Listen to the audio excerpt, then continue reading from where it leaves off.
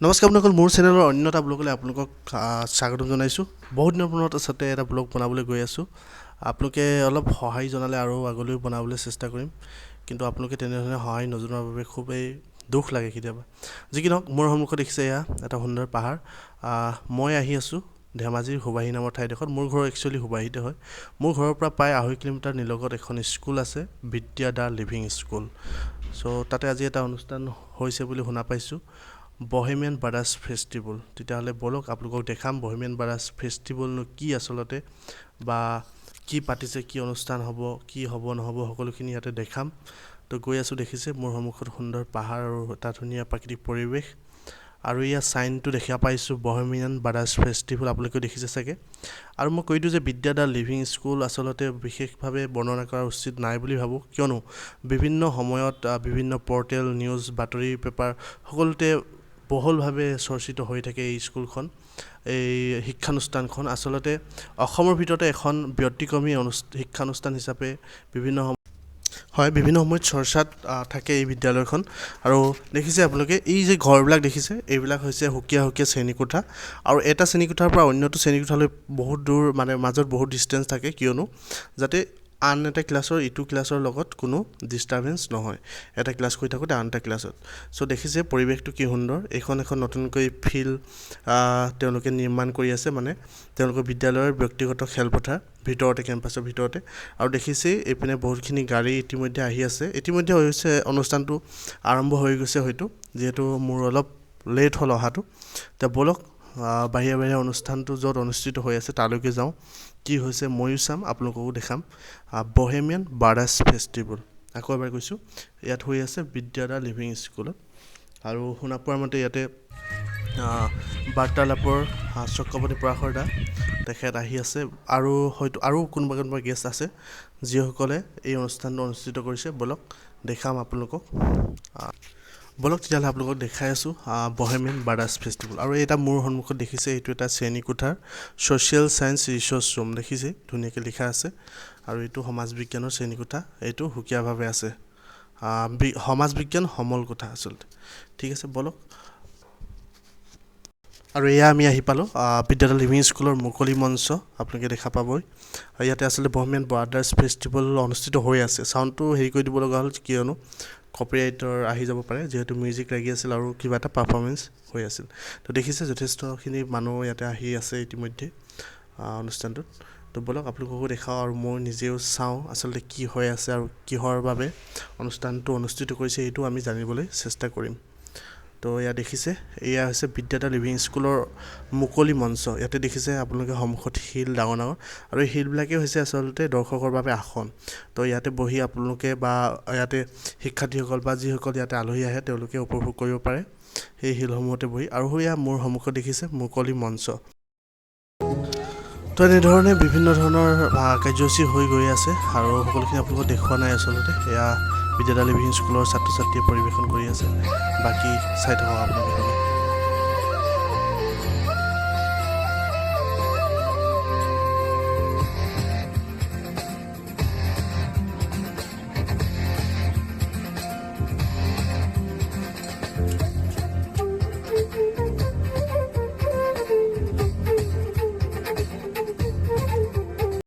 তো আজি অনুষ্ঠিত হৈ থকা বহেমিয়ান ব্ৰাদাৰ্ছ ফেষ্টিভেলৰ আচলতে অন্তৰালত থকা মানুহজন এখেতে হৈছে, আৰু এখেতৰ নাম হৈছে পাপু লেফটিবেছ। এখেত বেষ্ট গীটাৰিষ্ট হয় আৰু অসমৰে সন্তান, তথাপিও তেখেতে ভাৰতত আচলতে বিখ্যাত এজন ভাল বেষ্ট গীটাৰিষ্ট হিচাপে পৰিচিত। বলিউডৰ লগতে তেওঁ ইণ্টাৰনেশ্যনেলি বহুতো বেণ্ডৰ লগত কাম কৰি আছে বৰ্তমানেও। তেখেত মুম্বাইতে থাকে, অসমৰে সন্তান, আৰু খুব সুন্দৰ আচলতে বেষ্ট গীটাৰ বজায়, আৰু তেওঁ এখন বেষ্ট গীটাৰৰ ব্ৰেণ্ড এম্বেচাডৰো হয়। লগতে তেওঁৰ পাপুৰ লেফটিবেছ নামটো এইকাৰণেই, তেওঁ লেফ্ট হেণ্ডেদি বেষ্ট গীটাৰ বজায়। আৰু তেওঁ আচলতে তেওঁৰ যিটো জাৰ্ণি, তেওঁ অসমৰ পৰা গৈ বলিউডৰ বা ইণ্টাৰনেশ্যনেল মিউজিক বেণ্ডৰ লগত কাম কৰে, গোটেই জাৰ্ণিটো আচলতে এখন কিতাপ তেওঁ প্ৰকাশ কৰিছে বিগত সময়ছোৱাত। আৰু কিতাপখনেও খুব আচলতে ৰাইজৰ পৰা সমাদৰ বুটলিবলৈ লাভ কৰিছে বুলি ইতিমধ্যে গম পাইছোঁ। আৰু প্ৰগ্ৰেমটো চলি থকাৰ মাজতে তেওঁৰ পৰা অলপ সময় বিচাৰি তেওঁৰ লগত কথা পাতিলোঁ, তাকে ভিডিঅ'টোত আপোনালোকক আগবঢ়াইছোঁ। নমস্কাৰ আপোনালোকৰ, মোৰ লগত আছে দেখিছে আপোনালোকে পাপু লেফটিবেছ বুলি, আচলতে গোটেই ভাৰতবৰ্ষৰ নহয় আচলতে ইণ্টাৰনেশ্যনেল বেণ্ডত তেওঁ বেণ্ড আছে আৰু কাম কৰে আৰু বেছ গীটাৰিষ্ট নহয় জানো বেছ বজায় হয় তো মই দেখিছোঁ আপোনাৰ ইণ্টাৰভিউ দেখিছোঁ খুব ভাল লাগে আৰু আজি লগ পাম বুলি আচলতে ভবা নাছিলোঁ তো আজি নিশ্চয় মোৰ ঘৰৰ ওচৰতে বিদ্যালয় লিভিং স্কুল আপোনালোকে হয়তো বিভিন্ন পৰ্টেলসমূহ দেখি থাকে বিভিন্ন সময়ত চৰ্চাত আহি থাকে স্কুলখন যি কি নহওক আজি আপোনালোকে এটা ইয়াতে ফেষ্টিভেল কৰিছে বহেমিয়ান ব্ৰাদাৰ্ছ ফেষ্টিভেল তো thank you first of all আপুনি পাপুদা ইয়ালৈ অহাৰ কাৰণে আৰু বহেমিয়ান ব্ৰাদাৰ্ছ ফেষ্টিভেলকো আমি ধন্যবাদ জ্ঞাপন কৰিছোঁ আমাৰ এই সুবাহীৰ ফালৰ পৰা আচলতে তেওঁলোকে যে আজি আমাৰ ওচৰত আমাৰ এই স্কুলখনত আহি এই অনুষ্ঠানটো মানে আয়োজিত কৰিলে তো অকণমান কৈ দিয়ক পাপুদা এইটো মানে মটিভটো কি আচলতে বহেমিয়ান ব্ৰাদাৰ্ছটো ধন্যবাদ তোমালোকলৈ আৰু ধন্যবাদ এই স্কুলখনৰ কৰ্তৃপক্ষক ইমান সুন্দৰ স্কুল এখন চলাই ৰাখিছে ধেমাজিবাসী ৰাইজলৈ ইমান উদাৰ ইমান মৰম এইকেইদিন আচলতে বাবা মই বেছ গীটাৰ বজাওঁ 2012 চনৰ পৰা মই মুম্বাইতে থাকোঁ চ' লকডাউনৰ সময়ত ঘৰলৈ আহিছিলোঁ চবৰে কাম বন হৈ গৈছে ঠিক প্ৰথম লকডাউনৰ যেতিয়া ফ্লাইটৰ ৰেষ্ট্ৰিকশ্যনবিলাক অলপ কমাই দিছে তেতিয়া মই মুম্বাইৰ পৰা উৰা মাৰিলোঁ আহি ঘৰ পালোঁহি তাৰপিছতে মই শ্ব'জ কৰি ঘূৰি ফুৰা মানুহ এতিয়া ঘৰত বহি আছোঁ নগাঁৱৰ ঘৰত চামগুৰি ঘৰত নাযায় নোপোৱা সময়বিলাক মোৰ পৰিবাৰে কৈ থাকে কিন্তু তুমি ইমান ঘাট প্ৰতিঘাত ইয়াৰ পৰা গ'লা মুম্বাইত বজালা গুৱাহাটীত বজাইছিলা এই কথাবিলাক এদিন কিতাপ বুলি লিখিবা মই বোলো হিৰ'ৰহে কিতাপ থাকে বেছ গীটাৰিষ্টৰ ক'তনো কিতাপ মই মাজতে আৰু এটা কথা কৈ দিছোঁ দাদাই আজি এখন তেওঁৰ মানে নিজৰ জীৱনৰ লগত জড়িত মানে এটা জীৱনৰ সঁচা কাহিনী আচলতে নহয় জানো আপোনাৰ গোটেই জাৰ্ণিটো আচলতে এজন মিউজিচিয়ান হোৱালৈকে এখন কিতাপ আজি ইয়াতে পাব্লিছ কৰিছে ইয়াতে নহয় বাবা এখন গুৱাহাটী গ্ৰন্থমেলাত 31 ডিচেম্বৰত প্ৰকাশ হৈ গৈছে ইয়াতো আজি আমি দেখিবলৈ পাইছোঁ ইয়াতে আছে ইয়াতে ছেকেণ্ড এডিশ্যনত খুব ভাল খবৰ যে প্ৰথম প্ৰকাশ মোৰ কিতাপৰ শেষ হ'ল আৰু 31 ডিচেম্বৰত জুবিন দাই সেইখন গুৱাহাটী গ্ৰন্থমেলাৰ বাকৰিত নিজে উদ্বোধন কৰিলে তাৰ শুভ হাতেৰে ককাইদেউৰ শুভ হাতেৰে ৰাইজে ইমান মৰম কৰিলে প্ৰথম প্ৰকাশ শেষ হ'ল আৰু এয়া দ্বিতীয় প্ৰকাশৰ মাত্ৰ কেইখনমান কিতাপ বাকী আছে দ্বিতীয় প্ৰকাশ শেষ হ'ব আৰু তোমালোকৰ ৰাইজৰ আশীৰ্বাদ মই আহি সেই লকডাউনত ঘৰ পালোহি ঘৰ পাই লকডাউনৰ সময়খিনিতে ফেচবুকত মোৰ পৰিবাৰ তেওঁলোকৰ কথাৰ কাৰণে মই লিখা ষ্টাৰ্ট কৰিলোঁ এনেই টেইল অফ এ বহেমিয়ান বেছ গীটাৰিষ্ট কলঙৰ পৰা মিছিছিপি দেশলৈ বুলি মই এটা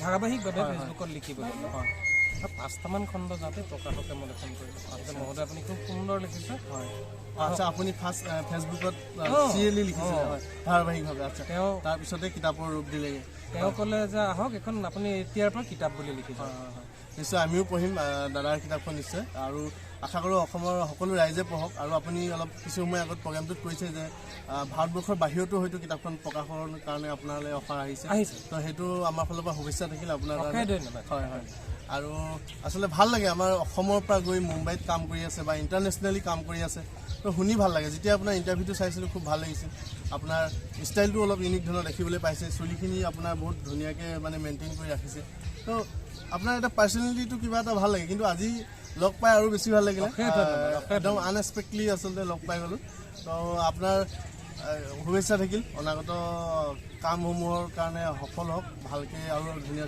কাম কৰি যাওক আৰু আপোনাৰ কিতাপখন খুব সমাদৰ লাভ কৰক আৰু কিবা ক'ব নেকি মোৰ ইউটিউব চেনেলটো মই ডেফিনেটলি ক'ম প্ৰথম কথা হ'ল তুমি মোক তোমাৰ ইউটিউব চেনেললৈ এনেকৈ মাতি আনিলা তাৰ বাবে অশেষ ধন্যবাদ ৰাইজে তেওঁৰ ইউটিউব চেনেলটোক যথেষ্ট মৰম দিয়ক অসমীয়া ল'ৰাই কাম কৰি গ'লে মই খুব ভাল পাওঁ ব্যক্তিগতভাৱে আমাৰ ল'ৰাৰ এই ইউটিউব চেনেলটোৰ যাতে মিলিয়ন ভিউজ হয় মিলিয়ন ছাবস্ক্ৰাইবাৰ্ছ হয় আপোনালোকে চাওক মই নিজে এইটো ছাবস্ক্ৰাইব কৰিম আপোনালোকে ঢেৰ মৰম দিয়ক আমাৰ ল'ৰাহঁতে কাম কৰি যাওক আৰু ধুনীয়া এনেকুৱা কণ্টেণ্ট তুমি বনাই থৈ যাওক মই এইটো ছাবস্ক্ৰাইব কৰিয়ে থওঁ থেংক ইউ ছ' মাছ আৰু মোৰ নামটো নিক নামটো পাপু একচুৱেলি আৰে কিয় বাত পাপু তোমাৰ চেনেল মই ছাবস্ক্ৰাইব কৰিম আৰু তোমাৰ খ্যাতি দেশে বিদেশে বিদেশৰ মানুহেও চাওক তাকে কামনা কৰিছোঁ বোলা বাবে ভাল পাওঁ থেংক ইউ পাপুদা মোৰ চেনেললৈ অহাৰ বাবে ধন্যবাদ জনালোঁ ঠিক আছে ধন্যবাদ আৰু এই আছিল পাপু লেফটিভেষ্ট ভাৰতবৰ্ষৰ এজন প্ৰখ্যাত বেছ গীটাৰিষ্ট বেছ গীটাৰ এখনৰ ব্ৰেণ্ড এম্বেচাডৰো হয় লগতে তেওঁ ইণ্টাৰনেশ্যনেল দুটামান মিউজিক বেণ্ডতো কাম কৰে বলিউডতো বহুত ধৰণৰ কাম কৰিছে তেখেতে বাকী অনুষ্ঠানটো চলিয়ে আছিল আপোনালোকক দেখাই আছোঁ আৰু ইয়াৰ পিছতে আচলতে সংগীতানুষ্ঠানৰ আৰম্ভণি হৈ গ'ল আৰু সংগীতানুষ্ঠানৰ কিছু অংশ আপোনালোকক দেখাবলৈ চেষ্টা কৰিম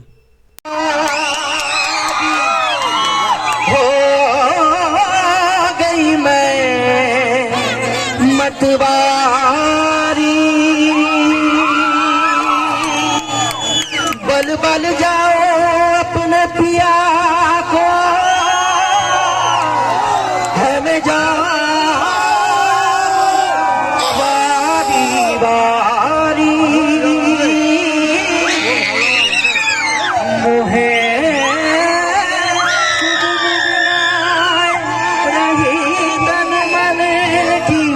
ये तो जाने दुनिया सारी बेकसूर लाचार हूँ मैं हारी मैं दिल हारी हारी मैं